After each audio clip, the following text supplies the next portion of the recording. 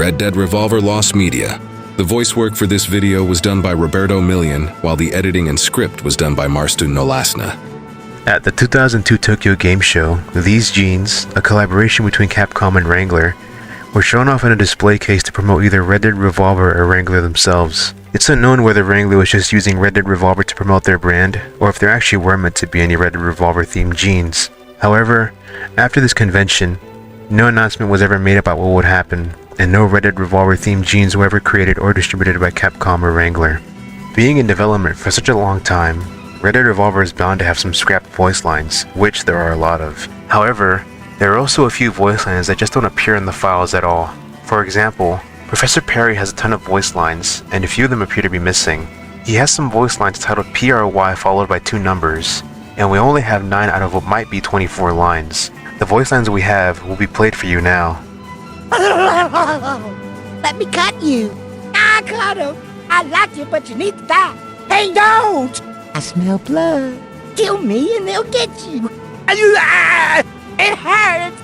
He also has a few more lines that are missing which were meant to be in the final game. He was meant to have 10 lines that would play during the Mission Freak show, but we only have 7 of them. We have the first 4 lines, then they jump to 7, then they skip past 8 and finish off with 9 and 10. Also, the sounds Perry makes when teleporting isn't lost, but they're only found in a sound effects file where they're sped up. The only way to hear the regular versions is to hear them in-game.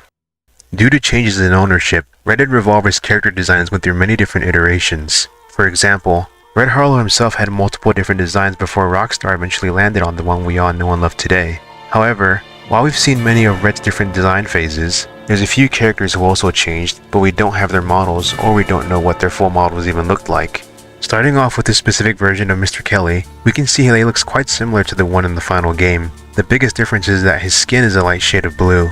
Now, previous iterations, such as his design from the prototype, show that his skin was blue before, but this specific design is different. For example, the design from the prototype is more buff looking, while this one looks more like the final version. This version of Mr. Kelly only appears in images left in the Red Dead Revolver files, and we've never seen what the full design looks like. Another model which should be brought up is this version of Clyde Slade, which only appears twice in the files. However, this design also has concept art, so that will be shown as well. The only real difference in this model and the final model is the head. In this model, he has Japanese-inspired makeup, a Fu Manchu-like mustache, and a much more smoother looking face. While in the final model, Rockstar just slapped Mr. Black's face on him and called it a day.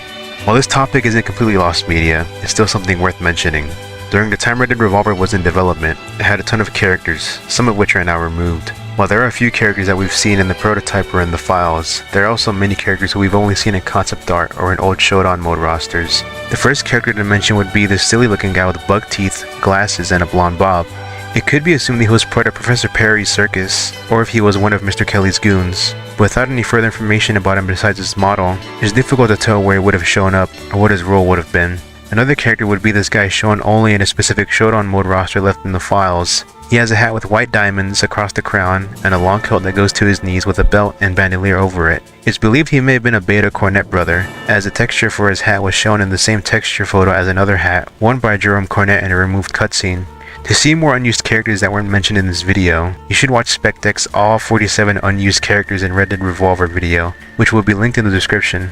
Thanks so much for watching to the end of the video.